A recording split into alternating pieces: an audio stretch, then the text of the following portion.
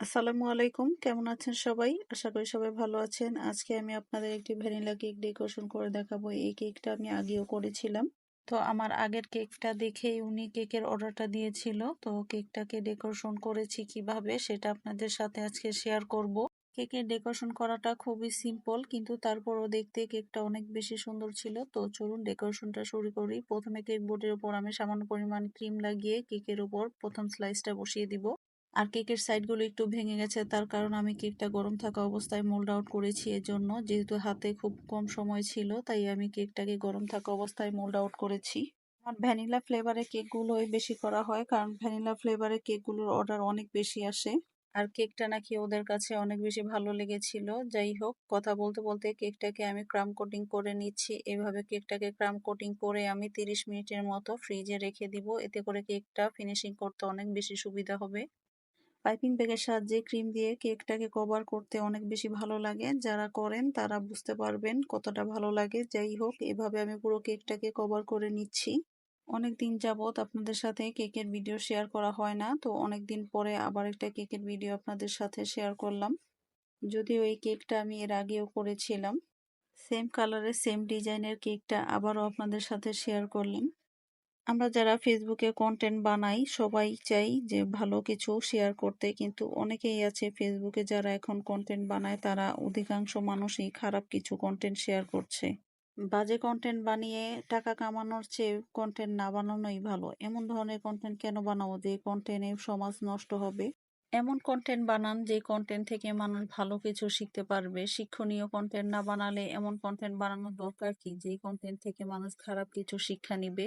আর যারা এই ধরনের কন্টেন্ট বানান তাদেরও তো পরিবার আছে, তাদেরও তো সন্তান আছে, তারাও তো এই ধরনের কন্টেন্ট গুলো দেখছে, তারাই বা কি শিখবে? একবার একটু ভেবে দেখবেন আর ভালো কন্টেন্ট বানানোর চেষ্টা করবেন। আর এই ধরনের কন্টেন্ট গুলো বানিয়ে আপনারা কখনোই কোনো ভালো কিছু করতে পারবেন না। খারাপ কোনো কিছুই কখনো ভালো কিছু বয়ে আনে না। খারাপ জিনিস সবসময় খারাপই হয়। আর ভালো কাজের ফলাফল সবসময় ভালোই হয়। তাই ভালো করার চেষ্টা করবেন, ভালো কিছু উপহার দিন, মানুষকে ভালো কিছু প্রচার করুন। এতে করে সমাজের অনেক বেশি উপকার হবে। শিক্ষণীয় ভিডিও বানান, এতে মানুষ ভালো কিছু শিখতে পারবে। কোনো মানুষই তো চিরস্থায়ী হয় না।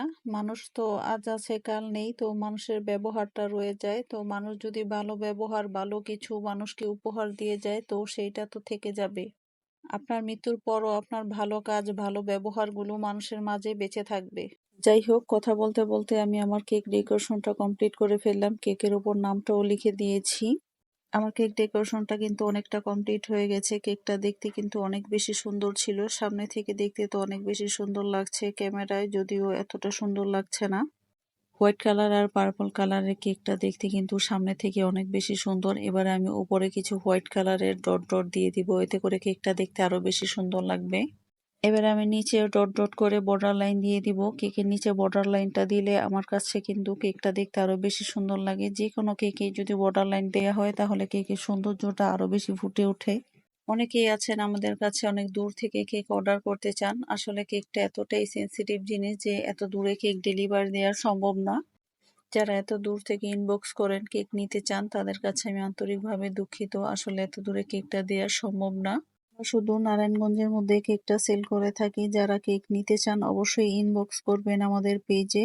আর আমাদের এই কেক মেকিং ভিডিওগুলো আপনাদের কাছে কেমন লাগে অবশ্যই কমেন্ট করে জানাবেন। ভিডিওটি ভালো লাগলে অবশ্যই একটি লাইক দিবেন। আমার চ্যানেলটি সাবস্ক্রাইব করে পাশে থাকবেন। ফেসবুক পেজ থেকে দেখে থাকলে পেজটি ফলো করবেন। এতক্ষণ পর্যন্ত আমাদের ভিডিওটি কষ্ট করে দেখার জন্য সবাইকে অনেক অনেক ধন্যবাদ জানিয়ে আজকের মতো বিদায় নিচ্ছি। আল্লাহ হাফেজ। আসসালামু আলাইকুম।